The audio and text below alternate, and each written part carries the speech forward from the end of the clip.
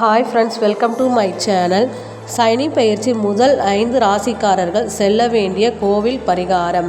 சனி பெயர்ச்சி காலத்தில் சில ராசிக்காரர்கள் குறிப்பாக கோவில் பரிகாரம் செய்வது நல்ல பலன் தரும். முதல் 5 ராசிக்காரர்கள் என்ன செய்ய வேண்டும் என்று பார்ப்போம். மேசராசி சனிக்கிழமை அன்று சனி பகவான் கோவிலுக்கு சென்று எள்ளெண்ணெய் தீபம் ஏற்றினால் தடைகள் குறையும். ரிஷப ராசிக்காரர்கள் ஆஞ்சநேயருக்கு கோவிலுக்கு சென்று வடைமாலை சமர்ப்பித்து வழிபட்டால் சனி துன்பங்கள் குறையும். மிதுன ராசிக்காரர்கள் முருகன் கோவிலில் பாலாபிஷேகம் செய்து வழிபட்டால் நல்ல முன்னேற்றம் கிடைக்கும். கடகராசிக்காரர்கள் அம்மன் கோவிலில் விளக்கேற்றி வழிபட்டால் குடும்ப அமைதி அதிகரிக்கும்.